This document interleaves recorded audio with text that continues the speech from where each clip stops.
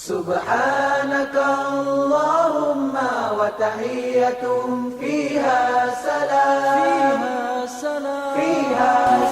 على سيدنا وحبيبنا محمد وعلى آله وصحبه أجمعين. اللهم علمنا ما ينفعنا وانفعنا بما علمتنا وزدنا من فضلك وكرمك علما واجعلنا مخلصين. رب اشرح لي صدري ويسر لي أمري واحلل عقدة من لساني يفقهوا قولي. سبحانك لا علم لنا إلا ما علمتنا إنك أنت العليم الحكيم. ولا حول ولا قوة إلا بالله العلي العظيم. أما بعد. Hadirin mukminin, moga-moga dirahmati Allah Subhanahu wa taala.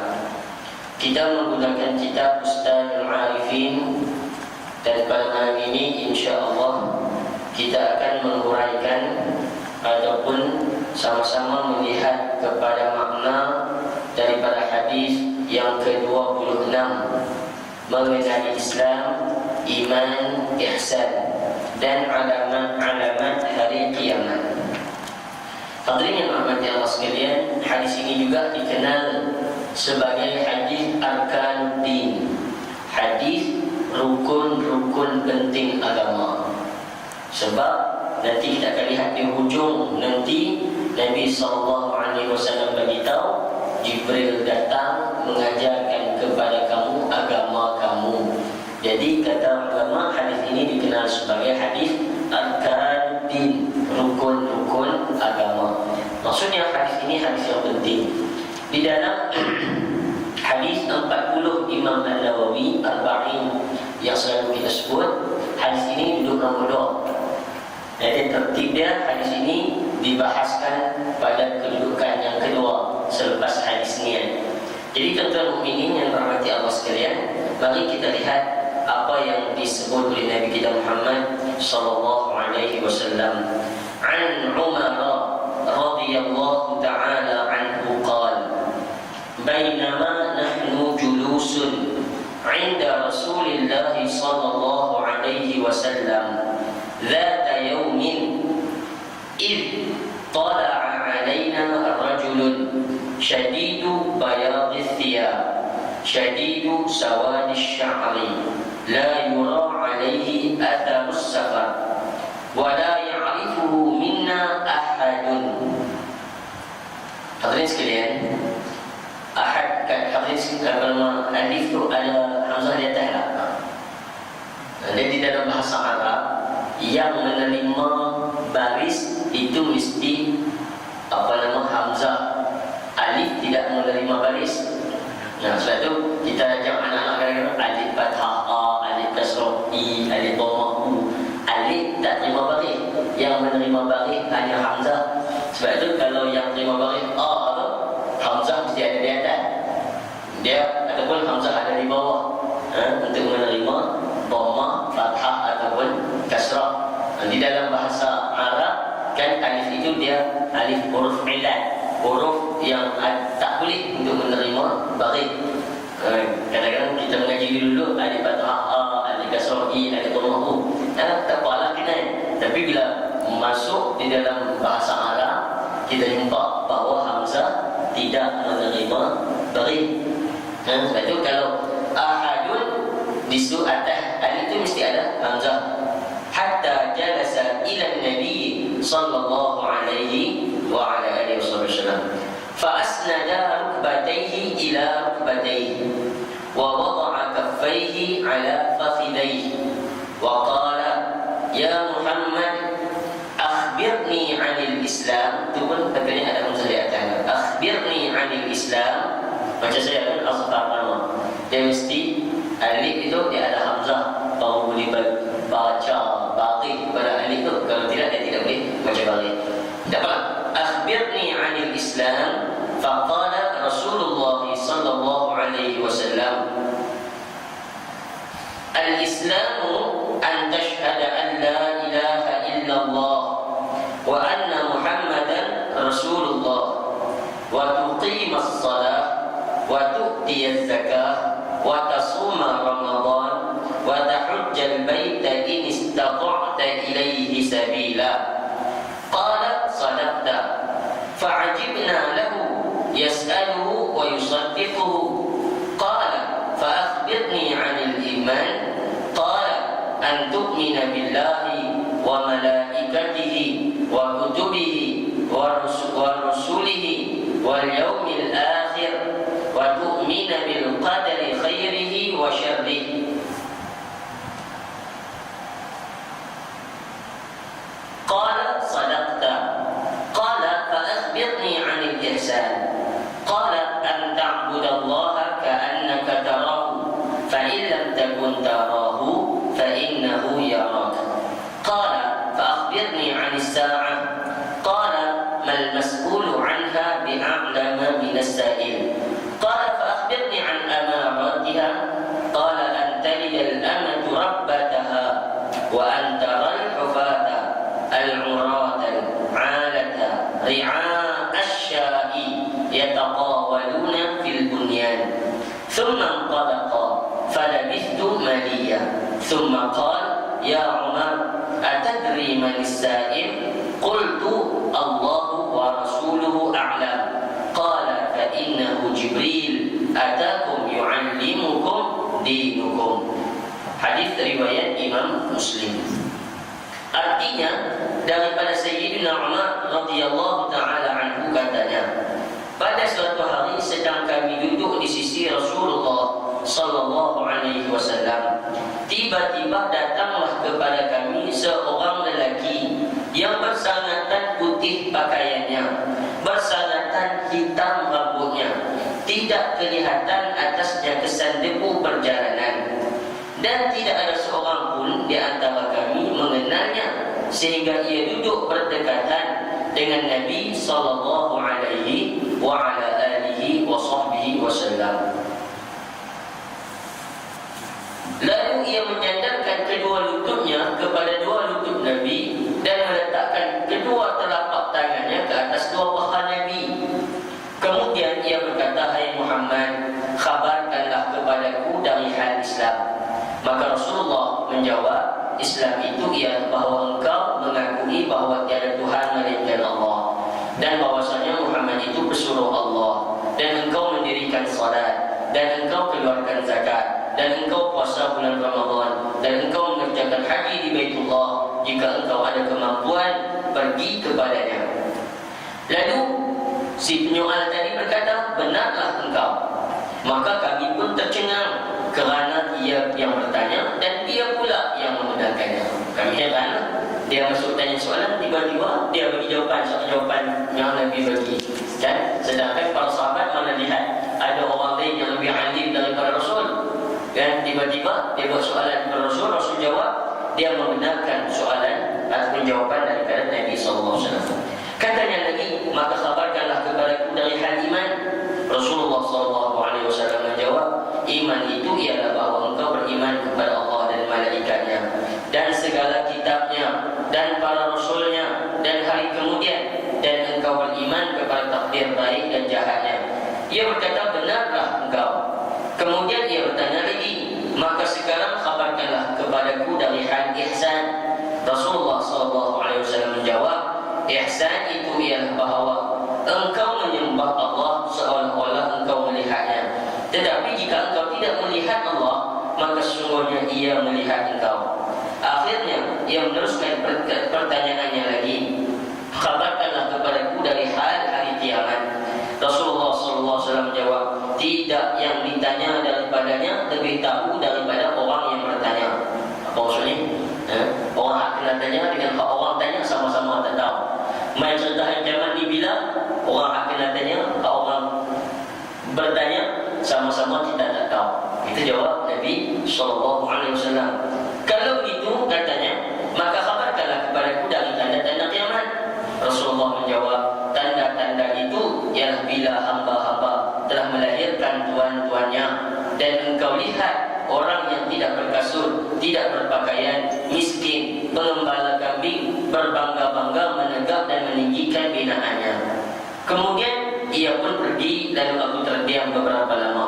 Setelah itu Rasulullah SAW berkata, "Hai Umar, adakah engkau tahu siapakah orang yang bertanya itu?" Jawab Umar, "Allah dan Rasulnya lah yang lebih tahu." Rasulullah SAW berkata, "Sesungguhnya itulah Jibril yang datang kepada kamu untuk mengajarkan agama kamu." Hadirin yang dirahmati Allah Subhanahu wa taala. Hadis ini riwayat Imam Muslim, hadis penting. Tuan-tuan yang dirahmati Allah sekalian, apa yang kita nak ambil antaranya, tuan-tuan, lihat bagaimana bentuk ataupun faedah soalan. Faedah soalan di dalam bahasa Arab. Ini saya rasa kita nak bincang dulu, dan berkaitan dengan apa yang menyebabkan umat terdahulu rosak, banyak soal.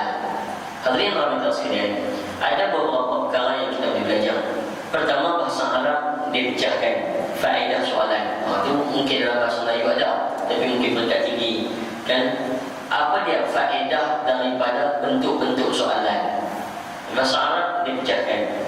Ada dibagi istifham. Istifham ni memang dia tak tahu, dia tanya untuk dia dapat tahu. Dan ada orang bertanya bukan nak tahu, tapi nak mengajar orang. Dan nak mengajar orang, ini yang Jibril ni main. Jibril tanya kepada Nabi, bukan pasal Jibril tak tahu, tapi Jibril tanya nak habang kepada yang bersama sahabat-sahabat yang bersama dengan Nabi kita Muhammad SAW ketika itu. Ada bentuk tanya, bukan nak tahu jawapan, bukan nak dengar apa, tapi nak mula cerita, nak mula sembang. Nanti kan orang tidak tahu tak? Tahu tak tu kan? Dia bukan nak tahu kita nak menjawab, kita tahu, kita tahu. Dia akan nak, tapi dia nak tarik perhatian supaya nak boleh mula sembang. Katakan Nabi SAW tanya kepada Umar, "Kamu tahu siapa yang main tadi?" Rasulullah bukan nak tahu jawapan daripada Umar. Apa jawab Umar? Allah dan Rasulnya sahaja yang tahu. Jadi Nabi boleh bercerita kepada Sayyidina Umar radhiyallahu ta'ala anhu. Ada berbentuk soalan passion nak condemn orang. Dia bukan nak tahu, supaya diberi jawapan, nanti jawapan itu akan kena kepada orang. Ada bentuk soalan untuk panggil templak al-inkari, templak orang. Soalan ini dia bukan nak tahu jawapan, dia bukan nak apa, tapi soalan itu sebagai nak templak. Seperti mana soalan yang Allah Subhanahu wa taala sebut dalam Quran berkaitan soalan kepada ahli neraka. Soalan kepada ahli neraka nak tahu jawapan, tak tahu jawapan, tapi nak templak mereka, menambah azab mereka dalam api neraka Allah Subhanahu wa taala. Dan apa yang berlaku dalam mereka pedih kena azab yang mana kita cerita azab dalam api neraka ni sangat luar biasa punya sakit. Tiba-tiba datang soalan-soalan bagi kita, soalan-soalan remeh, soalan-soalan bodoh. Soalan-soalan ni buat apa? Apa tambah sakit mereka dalam api neraka. Takdir Rahmat kan orang yang teruk, accident ke apa, teruk tepi jalan, tiba-tiba satu orang buat tanya soalan bodoh. Tak ada. Apa jadi kata? Dia lagi nak marah. Tak nak tengok keadaan ke? Nak tanya soalan-soalan tak patut ni. Soalan-soalan itu bukan untuk memberitahu ataupun untuk dapatkan maklumat ataupun dapat jawapan daripada dia. Soalan itu sebagai menambah azab kepada orang yang duduk di dalam neraka Allah SWT. Ini faedah-faedah soalan. Jadi hadirin rahmat sekalian, Jibril datang kepada Nabi ini. Soalan-soalan yang Jibril tanya kepada Nabi itu adalah sebagai salah satu uslub mengajar kepada orang lain. Kan hadirin rahmat sekalian, uslub ataupun cara untuk mengajar orang, salah satunya ialah dengan cara bertanya. Lalu hadirin yang dirahmati Allah Subhanahu wa taala sekalian. Jadi apa juga yang kita lihat daripada hadis ini, antaranya ialah bagaimana kita boleh ambil faedah yang ditunjukkan oleh Sayyidina Jibril alaihi salatu wassalam mai ke dalam majlis ilmu dalam suasana pakaian dan keadaan yang terbaik. An-nadab fi tanzifis thiyab wa tahsinil hay'ah. Sangat digalakkan untuk datang ke majlis-majlis ilmu dalam keadaan yang terbaik, pakaian yang bersih, pakaian yang smart. Ini yang ditunjukkan oleh Sayyidina Jibril alaihi salatu wassalam. Itu kan Nabi SAW dalam riwayat ini Umar kata apa? Rajulun syadidu bayadis thiyab, syadidu sawadis sya'ar, la yura alaihi atharus safar. Satu orang yang duduk depan Nabi ini, satu orang yang pakaian yang putih sangat, putih selah, orang kata ya? Putih selah, putih betul-betul. Syadidu bayadhi thiyab, syadidu sawadi syi'ar, rambut pula hitam berkilat elok, tidak kelihatan seperti orang yang datang jauh. Kan waktu itu jalan, kalau main jauh sikit nampak berdebu tu, pasal pada pasir. Tapi ni tak nampak orang main jauh ni, smart, elok, tak nampak kesan debu bang. Tapi siapa pun daripada kalangan kami tak kenal dia. Dia main masuk-masuk, terus pergi duduk depan guru. Betul kan? Tapi yang Allah jelaskan, yang nak diajar oleh Sayyidina Jibril, ada di dalam majlis ilmu, keadaannya bersih, pakaiannya bersih, dan duduk berhadap dengan gurunya. Hadirin mukminin yang dirahmati Allah Subhanahu wa taala sekalian. Dan juga yang kita boleh ambil daripada hadis ini ialah apa yang disebut oleh ulama, bahawa kemungkinan untuk melihat malaikat itu ialah suatu perkara yang tidak mustahil, bahkan boleh dan boleh diberikan kepada manusia di atas muka bumi ini. Ada orang yang Allah SWT boleh berikan kepada mereka untuk lihat malaikat. Ni contohnya pasal sahabat-sahabat semua dapat perhati tadi. Jibril main duduk saya soalan, cuma mereka tak kenal siapa dia ada. Keluar Jibril, baru Nabi kata, tahu tak kenal siapa dia tadi? Jawab aku tak tahu. Jawab Nabi SAW, itulah Jibril datang mengajarkan agama kamu. Jadi apa dia yang nak dimaksudkan di sini? Boleh tak tengok malaikat? Boleh tengok malaikat. Selain daripada malaikat maut lah, ketika nak mati tu kan, malaikat-malaikat lain ini boleh atau tidak? Itu tidak mustahil dan boleh. Nabi SAW satu hari sembang dengan Dihyah. Aisyah kata dia tengok Nabi SAW sembang dengan satu orang sahabat namanya Dihyah Al-Kalbi. Ni makamnya ada di Syria, di Damsyik.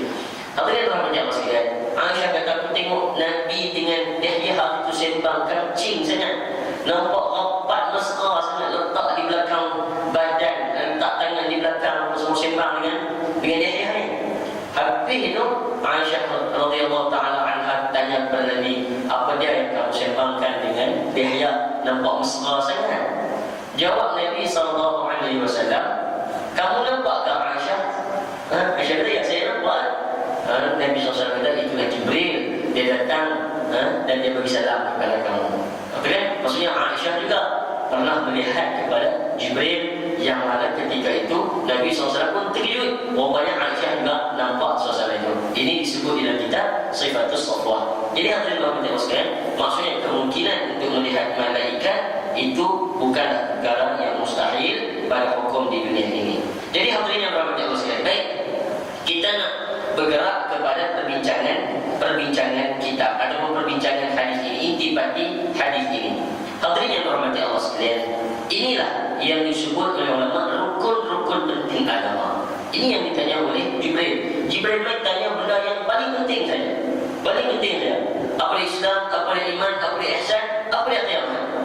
Itu saja yang disoalkan oleh Jibril, dan kesimpulan yang Nabi buat lepas daripada habis soal jawab tadi. Nabi kata kepada Umar, innahu Jibril atakum yu'allimukum dinakum. Itulah Jibril, dia datang kepada kamu, ajak kamu agama kamu. Inilah cara hidup kita, tuan-tuan. Inilah agama kita sebenarnya.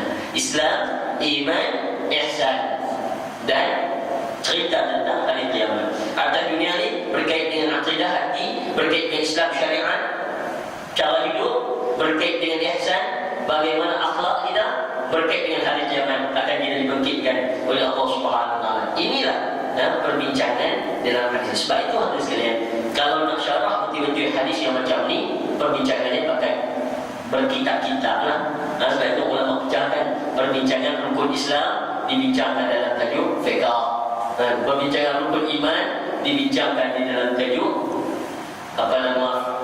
perbincangan dalam tajuk akidah tauhid. Perbincangan ihsan dibahaskan dalam kitab tasawuf, kan, betul, tentang hari kiamat. Maksudnya kalau nak pecah satu-satu perbincangan, dia memang memakan masa ataupun memang merupakan suatu perbahasan yang panjang. Kerana inilah agama kita. Makanya hadirin rahmatullah sekalian, apa yang ingin saya sebut pada malam ini, mensyarahkan hadis ini, ialah mensyarah ataupun ringkasan bagaimana kita nak melihat kepada rukun-rukun penting ini. Contoh yang rahmatullah sekalian, berkait dengan rukun Islam, itu telah pun kita ambil pada hadis yang ke berapa itu ni, buniyal Islam ala khamsin, itu telah pun kita bahaskan di dalam kitab ini. Cuba tuan-tuan tengok, saya pun tak pasal duduk dalam hadis yang keberapa. Islam terbina di atas 5 perkara.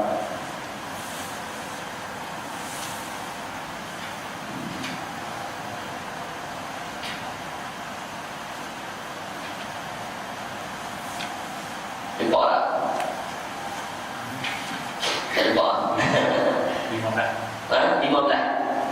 Ya, ke-15 yang buniyal Islam ala khamsin, syahadati an la ilaha illallah wa anna Muhammadar Rasulullah wa iqamis salat wa ita'iz zakah wal haji wa shaum Ramadan. Itu telah pun kita bahaskan. Hari itu berkaitan dengan hadis. Jadi saya tak mengulang baliklah perbincangan rukun Islam ni. Saya terus mengajak tuan-tuan melihat pada rukun iman secara ringkas. Tuan, lebih lanjut tuan-tuan dapatkan di dalam kitab-kitab akidah. Yang tuan-tuan baca akidah Ahlussunnah wal Jamaah pun lanjut perbincangannya dan luas perbincangannya di situ. Jadi hadirin rahmati Allah sekalian, bila disebut tentang rukun iman, iman itu beriman dengan Allah, beriman dengan Rasul, beriman dengan malaikat, beriman dengan kitab, beriman pada qadar, beriman pada hari kiamat. Ini cerita iman. Contoh yang rahmati Allah sekalian, bila kita sebut tentang satu-satu, cuba pecahkan satu-satu. Apa dia beriman dengan Allah Subhanahu wa taala? Dan beriman dengan Allah Subhanahu wa taala ini al-asas kepada perbincangan mana-mana agama pun. Kalau dia percaya kepada Tuhannya, bagaimana dia menanggapi Tuhannya itu adalah suatu perkara yang sangat penting. Sebab itu tuan-tuan, bila kita nak bahas tentang iman, dia ada 3 perkara yang mesti menjadi asas dia. Dia mesti pertama al-yaqin. Dalam perbahasan akidah, dia mesti bersifat al-yaqin, mesti bersifat 100% keyakinan. Dia tidak boleh ada ran, dia tidak boleh ada berat sangka. 90% macam tu, 10% yang tak apa nak percaya. Itu tak boleh. Dalam akidah, dia mesti bersifat al-yaqin. Al-yaqin ni kan 100% bulat semua. Kan? Dia tak boleh passion sikit dia tak mau ragu. Tak boleh, tak boleh. Dalam akidah tak boleh. Dalam fiqh dia dapatkan. Dan dalam fiqh masuk zuhur tak masuk zuhur lagi. Duk tengok-tengok lagi, rasa-rasa masuklah. Kan? Dia tengok-tengok tu, dia buat anggaran masuklah. Berat kemungkinan dia masuk. Dalam fiqh dia terpakai. Dia cari kiblat tak jumpa. Jadi cari kiblat dia tak tahu ke arah mana kiblat. Dia kira dia buat dengan ilmu apa sikit dia ada. Dia agak-agak ke belah tu. Dalam fiqh hak tu terpakai. Dia panggil dhan pakai. Tapi dalam akidah dia tak boleh buat dulu. Dalam akidah dia mesti bersifat dengan 100%. Dia yakin yang penuh terhadap agama ini. Yang kedua, dia mesti muqabiqun lil waqi'. Sifat iman yang dibahaskan mesti dia tepat dengan kehendak. Muqabiqun lil waqi'. Dan kita yakin dengan agama dia. Hindu juga yakin dengan agama dia. Buddha yakin dengan agama dia. Masing-masing agama yakin dengan agamanya. Dan itu apa yang membezakan kita dengan mereka? Dan yang membezakan kita dengan mereka ialah siapa yang tepat. Siapa yang tepat. Yang tepat itulah menjadi kiraan. Kalau nak setakat cerita yakin saja, sia-sia, yakin mereka lebih daripada kita lagi. Dia punya percaya. Maka oleh kerana itu ulama letak yang kedua, muqabiqul lil waqi'. Keyakinan itu mesti bertepatan dengan yang sebenarnya. Dan yang ketiga, dia mesti tertegak di atas dalil. Bincang iman ini nasyiatun 'anil dalil. Dia mesti tertegak di atas dalil. Perbincangan iman dia mesti datang daripada dalil. Maksudnya dia bukan cerita andaian-andaian. Dia mesti bersifat yang ada dalil membahaskan perkara ini. Tuan-tuan hadirin rahmati Allah sekalian. Sebab itu bila kita nak bincang tentang Allah, bila kita nak bincang tentang Allah Subhanahu wa taala, dia ada 3 asas dia. Tadi pun 3 dia. Nak bincang tentang diri Allah, tentang sifat Allah, tentang af'al Allah, perbuatan Allah, dia mesti lihat kepada 3 perkara yang menjadi prinsip.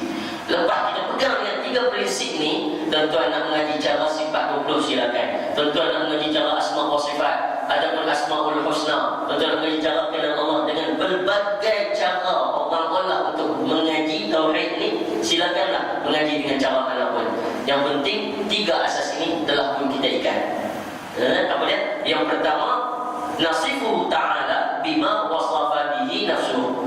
Pertama, kita hanya bercerita tentang Allah dengan apa yang Allah cerita tentang diri dia. Ini asasnya kan? Pasal kita nak bercerita tentang Allah, suatu yang kita tak pernah tengok, zat yang kita tak pernah tengok, yang kita nak tahu ke mana, kita hanya tahu dengan apa yang dia cerita pasal diri dia. Kan? Kita tak boleh nak reka-reka, kita tak boleh nak buat andaian-andaian, kita tak boleh nak kias-kias. Pasal apa? Pasal Allah suatu yang kita tak pernah tahu. Apa nama, rupa macam mana kita tak pernah tahu. Jadi bagaimana kita nak kenal Allah? Kita hanya kenal Allah dengan apa yang Allah cerita pasal diri dia. Sebab itu yang kedua, dia punya prinsip kita kena ada at-tafwid. Apa at-tafwid? Kena berserah. Ada benda yang kita tak tahu, kan? Untuk soalan tiba-tiba keluar soal, lalu Tuhan buat apa? Tuhan di mana? Kan? Tuhan tak cerita kat kita, kita tak perlu untuk bincang tentang at-tafwid. Kita kena serah balik kepada Allah Subhanahu Wa Taala. Kalau Allah tak cerita dalam Quran, tidak disebut dalam hadis Nabi, maksudnya perkara itu tidak penting untuk kita tahu. Bila kita nak tahu, ketika mana kita akan diberi untuk lihat wajah Allah Subhanahu Wa Taala nanti. Ketika itu kita akan kenal Allah dari mana. Kan? Sekarang ni kita hanya bercerita tentang Allah, apa yang Allah sebut dan apa yang Allah tak sebut tentang diri dia. Kita kena at-tafwid, serah balik kepada Allah Subhanahu Wa Taala dan tidak bincang perkara tersebut. Dan yang ketiga, itu penting, laisa kamitslihi syai'. Allah Subhanahu Wa Taala ini tidak ada apa-apa pun yang menyamainya. Ya, Allah ini prinsipnya dan akidah kita nak mengaji tentang Tuhan, laisa kamitslihi syai'. Allah ini tidak menyerupai siapa-siapa, tidak menyerupai apa-apa pun. Dan siapa dan apa pun tidak pernah menyerupai Allah Subhanahu Wa Taala. Mengajilah cara salafi, mengajilah cara khalafi, kan? Yang apa nama fashion akidah salaf ataupun cara kita mengaji mengikut sifat 20 dan sebagainya. Silalah mengaji, tidak jadi masalah kepada kita. Misalnya boleh permintaan silalah yang sering kita ulang-ulang contoh. Misalnya bila Allah Subhanahu Wa Taala sebut wajhullah, wajah Allah, yadullah fawqa aydihim, tangan Allah di atas tangan-tangan mereka. Ada kita mengaji Allah Subhanahu Wa Taala beristiwa di atas arsy yang disebut oleh Al-Quran, kemastawa ala arsy, kan? Kemudian Allah beristiwa di atas arsy. Tentang yang boleh nama sekalian, dari usul pengajian ulama salaf, ulama generasi awal Islam, mereka tidak mentakwil, kan? Sebahagian besar mereka tidak mentakwil bila bersebut tentang istiwa di atas arsy, tangan Allah, wajah Allah. Mereka menerima seperti mana yang Allah sebut. Wajah Allah, wajah Allah, tangan Allah, tangan Allah.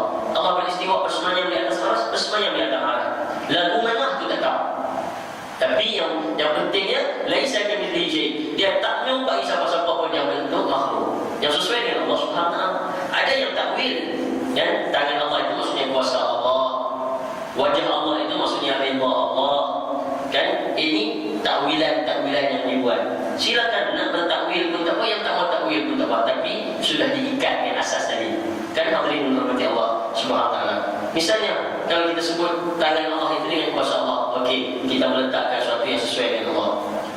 Kita sebut tangan Allah itu tangan Allah, tangan Allah itu sesuai dengan Tuhan, sesuai dengan Tuhan kita tangan Allah. Kalau kita rasa tak sesuai, itu sebenarnya kita menimbang Allah dengan kita. Kita nampak tangan Allah itu macam tangan kita. Itu salah kita. Salah kita. Ulama letaknya tangan Allah sesuai dengan Allah. Lagu mana? Sudah pasti tidak bersifat berjirim, berjisim, berapa semua tu, kam-kam apa semua itu semua tidak ada kepada Allah Subhanahu Wa Taala. Maksudnya bagaimana dengan Allah? Yang sesuai dengan Allah Subhanahu Wa Taala. Lagu mana tak tahu. Lepas itu Imam Malik bila ditanyakan berkaitan dengan istiwa, jawab Imam Malik, al-istiwa ma'lum. Istiwa itu bersemayam, duduk, betul kan? Apa maksudnya Imam Malik kata? Apabila sebut istiwa, duduk, bersemayam ni maklum dah, kita tahu maksudnya duduk. Wal kaif majhul, kata Imam Malik. Lagu mana Tuhan duduk? Itu benda bukan bidang bahasa kita. Majhul, benda yang kita tak tahu. Wasu'alu anhu bid'ah. Duk konsep nak cari macam mana Tuhan duduk, itu soalan yang bid'ah. Itu soalan-soalan yang macam tu ngawur. Jadi apa yang Imam Malik nak cerita kepada kita, kita ambil pegangan seperti itu, tapi sesuaikan dengan Allah Subhanahu Wa Taala. Contoh yang sering-sering kita buat, contoh muka, wajah, kan? Wajah manusia sesuai dengan manusia.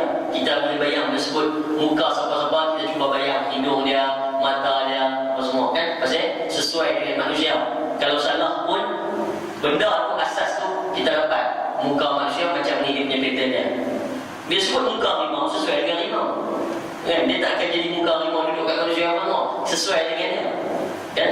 Bila sebut tentang muka laut sesuai dengan tu. Dia tak nak langsung hidung pun. Orang panggil kan muka laut. Orang panggil muka pintu. Orang panggil muka buku, Facebook. Orang panggil muka yang macam-macam muka. Ada belakang. Dan itu sikit pun tidak mencacatkan. Maksudnya penisbahan itu sesuai kepada yang dinisbahkan. Dia sebut muka Allah sesuai dengan Allah. Lagu mana tak tahu. Jadi hadirin rahmati sekalian, itu asal dia, supaya kita tidak berbalah perkara yang tidak dibalah oleh ulama-ulama besar. Kita tak mengaji sifat 20, pikul dia orang mengaji sifat 20. Tak orang mengaji sifat 20, pikul dia orang mengaji cara lain. Ini sepatutnya tidak berlaku. Masing-masing ada cara disusun oleh ulama-ulama kita untuk mengenal Allah Subhanahu wa ta'ala dengan pendekatan-pendekatan yang berbagai. Sebab itu hadirin rahmati sekalian, bila kita bersembang tentang iman kepada Allah, kita kena mengelak daripada syirik. Kan? Bila lawan Allah, bila kita tidak beriman kepada Allah, maksudnya kita syirik kepada Allah Subhanahu wa ta'ala. Syirik ni tuan-tuan, kan? Allah Subhanahu wa ta'ala sebut, Inna Allah la yaghfiru an yushraka bihi syai' wa an yushraka bihi wa yaghfiru ma duna dhalika liman yasha. Sungguhnya Allah tidak akan memaafkan, tidak akan mengampunkan orang yang syirik sekutukan Allah. Tetapi Allah akan memaafkan, mengampunkan mana-mana dosa pun selain daripada dosa syirik, sekiranya Allah mahu. Selain daripada dosa syirik, Allah akan ampunkan. Apa yang Allah suka, Allah akan ampunkan. Tapi dosa syirik, itu Allah Subhanahu wa ta'ala sebut, Allah tidak akan ampunkan. Syirik ni apa tuan-tuan? Sekutukan Allah. Ulama bahas, sekutu kepada Allah berlaku dalam 3 keadaan. Kan? Satu dipanggil sekutu pada zat Allah. Satu lagi dipanggil sekutu pada af'al Allah, perbuatan Allah. Satu lagi dipanggil sekutu pada tujuan. Apa dia tuan-tuan? Pertama, sekutu kepada zat. Ini yang syirik secara jelas kafiah ni. Allah pun dianggap Tuhan, zat lain pun dianggap Tuhan juga, ada sekutu. Allah Bapa, Allah Ma, Allah Anak. Kan? Ni Isa, Maryam, Allah. Tiga-tiga ni sebenarnya satu. Pening tak tahu. Tapi tak apalah. Cuma nak khabar yang hasilnya, ini semua bentuk syirik. Syirik pada zat Allah. Dalam masa yang sama, percaya kepada Allah itu sebagai Tuhan. Dalam masa yang sama, percaya ada benda lain lagi sebagai Tuhan juga. Ini syirik kepada zat.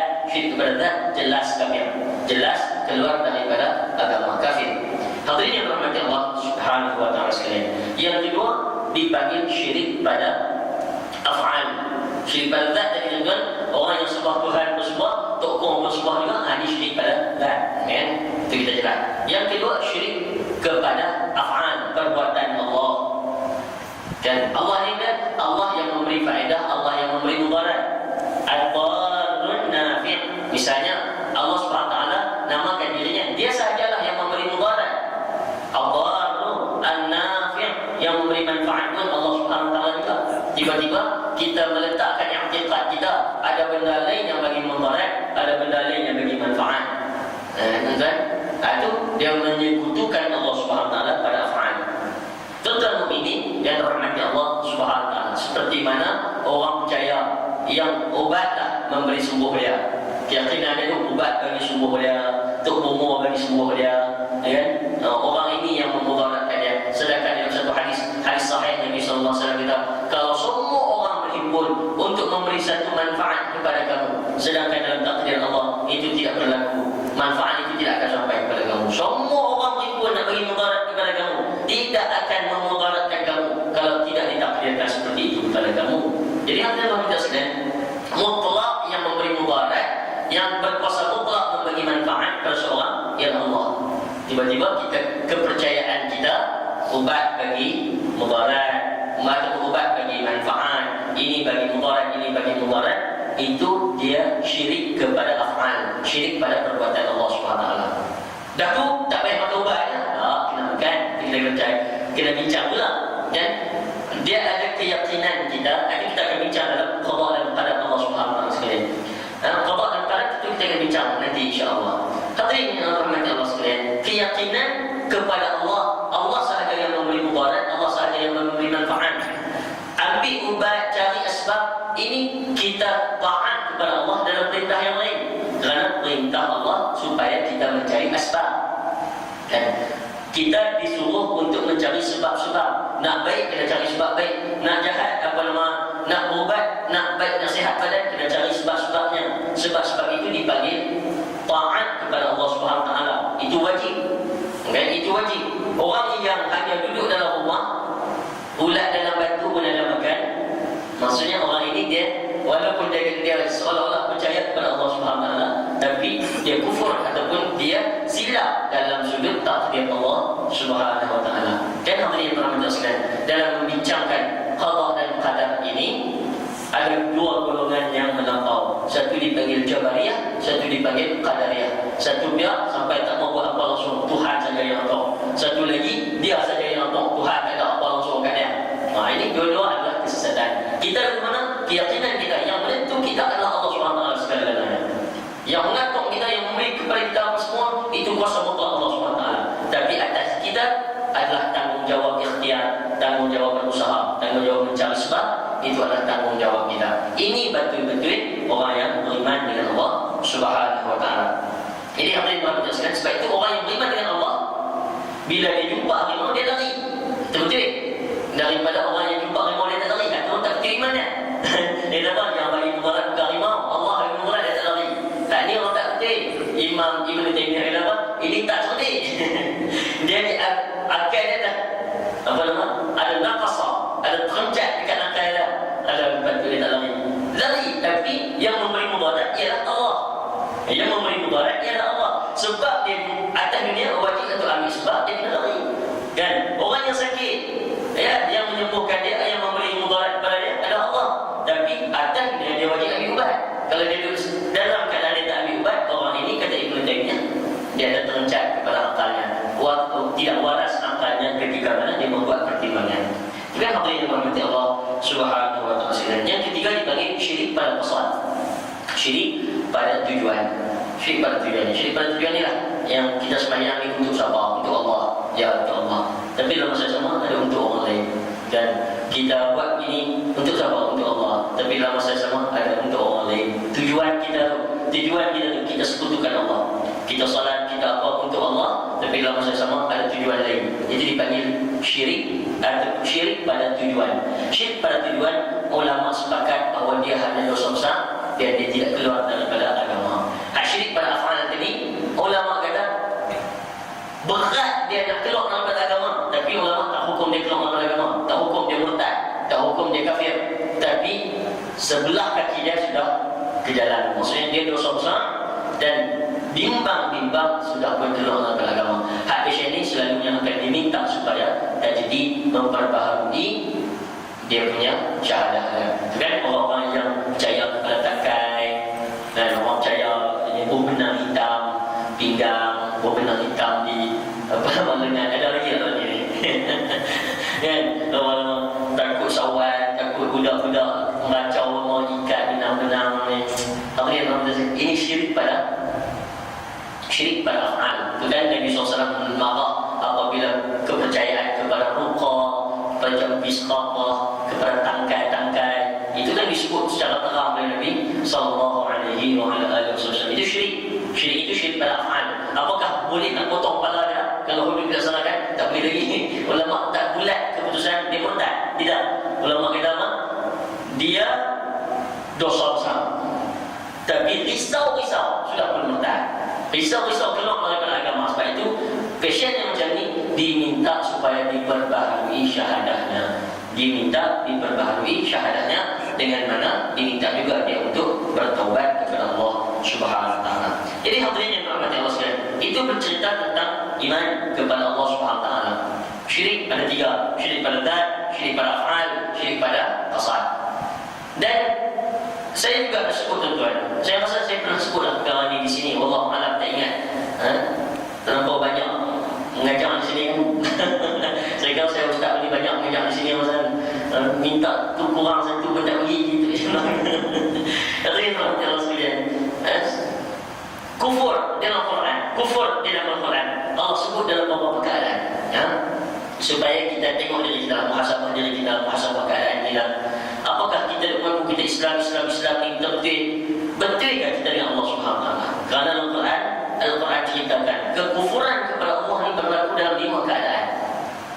Kan? Kekufuran berlaku dalam 5 keadaan. Pertama dipanggil kufur takdzib. Kufur tak percaya langsung ke Allah, tak percaya langsung ke Islam, tak percaya langsung ke Quran. Macam mana orang Quraisy tak percaya kepada apa yang dibawa oleh Nabi SAW. Tolak terus. Ini dipanggil kufur takdzib. Yang kedua dia dipanggil kufur syak. Kufur ragu. Betul ke? Betul ke? Boleh ke? Itu syak. Ada keraguan kepada apa yang diperintahkan oleh Allah, apa yang disebut oleh Quran, apa yang disebut oleh Nabi SAW. Ada keraguan pada agama dipanggil syak. Afillah syakkun fatiris samawati wal ardh. Kan Allah betul ada syak lagi kan? Sedangkan Allah yang menciptakan langit dan bumi. Kan? Sebab itu tadi kita bincang beraqidah dia mesti keyakinan yang bulat kepada Allah Subhanahu Wa Taala. Tidak boleh ragu-ragu kepada Allah Subhanahu Wa Taala. Yang ketiga dipanggil kufur al-i'rad. Kufur berpaling daripada kebenaran. Bukan dia tak terima kebenaran. Sebelum ini terimalah hidayah, lepas bang hidayah ni. Seperti orang yang murtad. Kan dulu Islam bila elok, keluar daripada Islam. Kufur mereka, kufur al-i'rad. Ada yang panggil kufur nifaq. Kufur nifaq, kufur passion munafik. Di luar zahir ni Islam tak ada lah. Islam hebat tak sadarlah. Dan tapi dalam hatinya sikit pun tidak beriman dengan Allah SWT. Hatinya penuh bermusuhan dengan Islam. Ini dipanggil kufrun nifaq. Dan yang kelima dipanggil kufrul iba wal istikbar. Kufur sombong dan enggan dengan Allah SWT. Hal ini yang paling kita risau tuan. Sebab apa? Sebab Allah cerita dalam Al-Quran, iblis dihambat keluar dan bahkan dilaknat oleh Allah sampai hari kiamat. Kenapa? Aba wastakbara wa kana minal kafirin. Kan dalam surah Al-Baqarah muka surat 1, 2, 3, 4 ayat 5 ke surat 5 itu Allah cerita aba wastakbara wa kana minal kafirin. Pasal Pak Iblis tak mau sujud kepada Adam, aba dia enggan, wastakbara dia sombong, wa kana minal kafirin. Sebab itu dia ni daripada golongan kafir. Bukan dia tak sujud ke Allah, dia sujud ke Allah, dia panggil Tuhan Rabbi lagi, Tuhan lagi. Yang dia tak mau bila Allah perintahkan kepada dia sujud kepada Adam, tapi dia tak mau, sombong. Oleh kerana sombong, laknat Allah sampai hari kiamat. Dan Allah kata kana minal kafirin, dia ni golongan kafir. Tuan-tuan, percaya kepada Allah Tuhan, dia kenal siapa dia Tuhan dia, Allah SWT yang satu. Tapi dalam masa yang sama dia tak patuh kepada Allah saja. Pasal apa tak patuh? Sombong, keras kepala. Kan minal kafirin. Hal ini cukup risau ya. Banyak mana yang kita tak ikut patuh kepada Allah SWT kerana sombong saya. Itu cukup merisaukan kita. Apakah kita termasuk dalam golongan sombong dengan Allah SWT? Risau-risau. Kalau iblis yang duduk dalam syurga pun takkan masuklah kerana sombong. Orang yang duduk di luar daripada syurga ni nak masuk syurga. Tuan-tuan fikir macam kali tu kan? Iblis yang duduk nikmat dalam syurga pun dilaknat Allah dan dihambat keluar daripada syurga sampai bila-bila tak masuk syurga dah kerana tak patuh kepada Allah kerana sombong. Bagaimana orang tak pernah bau syurga Allah pun, tak pernah masuk dalam syurga Allah pun, Allah suruh tak mau, sombong dengan Allah SWT. Habis ni nak masuk dalam syurga Allah. Tuan-tuan banyak kali nak kena fikir ni keadaannya bagaimana. Wa kana minal kafirin, dia daripada golongan kafir. Hadirin mukminin, moga-moga dirahmati oleh Allah Subhanahu wa taala sekalian. Kemudian beriman kepada malaikat. Apa salah? Macam mana ni? Tak bincang sesuatu ni panjang juga ya. Saya rasa saya bawa beriman kepada malaikat, beriman kepada kutub, beriman kepada rasul, beriman pada hari akhirat, dan perbincangan lanjutnya itu akan kita bahaskan pada pertemuan insya-Allah yang akan datang. Wallahu subhanahu wa ta'ala alam. Seperti di sini dulu malam ni. Wallahu a'lam. Buku ada soal jawab.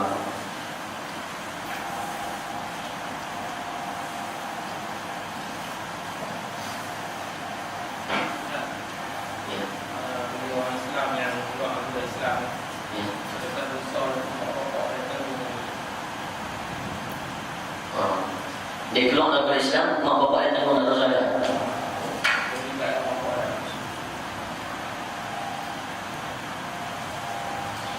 Pertama, kita dengan tanggung dosa orang ni, Al-Quran sebut wala taziru waziratun wizra ukhra.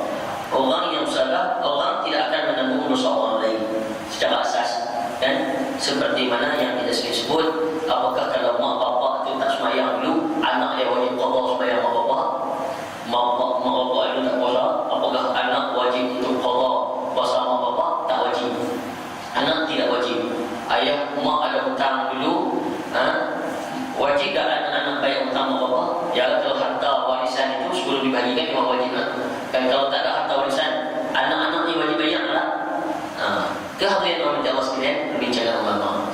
Atas kewajiban itu tidak wajib, tapi atas bayar hutang atau bayar hutang minta maaf apa nama qada puasa, qada solat ini, itu adalah ihsan anak-anak. Dapat anak yang soleh, bertuah, dia akan tolong kita ketika kita mati. Jadi asasnya hadis sekalian, apakah orang akan tanggung dosa orang lain? Asalnya itu tidak menanggung dosa orang lain. Siapa-siapa pun tidak akan menanggung dosa orang lain. Sebab itu kita Adam walaupun melakukan kesilapan, setiap orang yang lahir tidak menanggung dosa Adam, seperti mana yang dipercayai oleh orang Kristian. Kan orang Kristian percaya setiap anak yang lahir menanggung dosa Adam. Sebab itu perlu kepada baptis. Bila dibaptiskan, baru dia bersih daripada dosa warisan. Istilah orang dosa warisan. Ini tidak, Islam tidak anggap seperti itu. Agama kita tak bawa ke orang ini. Dosa orang lain buat, orang tu yang bertanggung jawab dengan dosanya. Berkaitan dengan anak yang melakukan kesilapan sampai keluar agama ataupun tak semayang, kan? Keluar agama tu berat sangat. Tak semayang, anak tak puasa, anak tak baik. Hadirin rahmati Allah sekalian, apakah bapa menanggung dosa dia? Hukum asal tak tanggung, kan? Asal mana-mana orang tidak menanggung dosa orang lain. Tapi di situ dilihat pula pada tanggungjawab pendidikan. Tanggungjawab pendidikan. Maksudnya, kalau apabila Nabi SAW suruh si ayah muru auladakum, suruh anak kamu salat ketika umur 7 tahun. Kalau anak tak sembahyang juga umur 10 tahun kena pukul, ayah buat dah. Jaga sembahyang dia semua-semua, ajak dia sembahyang, ajak pasal puasa, ajak pasal agama ni betul dah. Bagilah keperluan yang cukup. Kalau dia tak buat, dia sendiri tanggung. Ya, dia sendiri tanggung. Tapi kalau dia tak buat kerana ayah tak pernah menyediakan pendidikan yang wajib dia sediakan kepada anaknya, ketika itu ayah akan tanggung.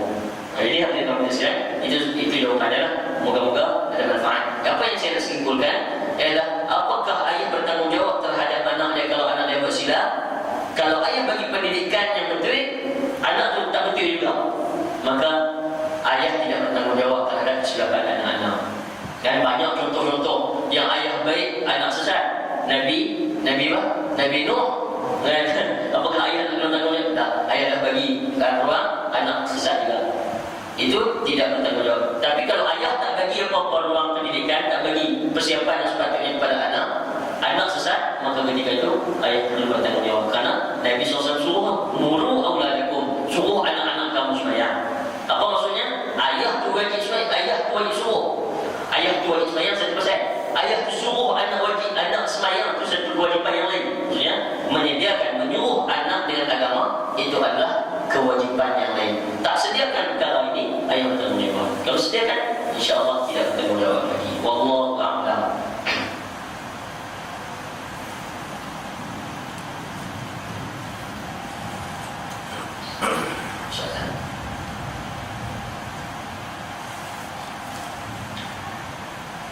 Saya minta maaf kepada tuan-tuan, moga-moga ada manfaat yang boleh kita kongsi pada malam ini. Lebih kurang sekarang seperti kadah semalam kadang-kadang. Moga-moga ada manfaat dan insya-Allah kita harap kita dapat teruskan lagi perbincangan perkara hadis ini, hadis yang sangat panjang untuk diulas, dan insya-Allah moga-moga kukuhkan hati kita berada di atas iman yang sebenarnya. Aqul qawli hadza wa astaghfirullahal azim li wa lakum wa lisa'iril mu'minina wal mu'minat. Wassalamualaikum warahmatullahi wabarakatuh. Subhanakallahumma wa bihamdik, asyhadu an la ilaha illa anta, astaghfiruka wa atubu ilaik. Bismillahirrahmanirrahim. Al-wasli inna al-insana lafi khusr illa alladhina amanu wa 'amilus shalihat wa tawassaw bil haqqi wa tawassaw bis sabr. Bismillahirrahmanirrahim. Alhamdulillahirabbil alamin. Wassallallahu ala Muhammadin wa ala alihi wa sahbihi ajma'in. Allahumma arina al-haqqa haqqan warzuqna ittiba'ah wa arina al-batila batilan warzuqna ijtinabah. Allahumma habbib ilayna al-iman wa zayyinhu fi qulubina. Ya Allah, ciptakanlah kami kepada iman. Ya Allah, hiaskanlah iman di dalam hati-hati kami. Wa karrih ilayna al-kufra wal fusuqa wal 'isyan. waj'alna minal rasyidin. Ya Allah, jadikanlah kami orang yang bijaksana. Allahumma aslih lana dinana alladhi huwa ismatu amrina. Ya Allah, berikan untuk kami agama kami, kerana agama kami lah ibu segala urusan kami. Wa aslih lana dunyana allati fiha ma'ashuna. Ya Allah, berikan untuk kami dunia kami, kerana di dunia tempat hidup kami. Wa aslih lana akhiratana allati ilaiha ma'amina. Ya Allah, berikan untuk kami akhirat kami, kerana ke akhirat tempat kembali kami. Waj'alil hayata ziyadatan lana fi kulli khair. Ya Allah, jadikan kehidupan kami sebagai kebaikan, bekalan-bekalan yang baik sahaja untuk kami, ya Allah. Waj'alil mauta rahatan lana min kulli syarr. Ya Allah, jadikan kematian kami sebagai kematian yang merehatkan kami daripada tempat menanggung sebarang adab dan dosa dan dosa-dosa yang pernah kami lakukan. Wa sallallahu ala sayyidina Muhammad wa ala alihi wa sahbihi ajma'in. Walhamdulillahirabbil alamin. Taqabbalallahu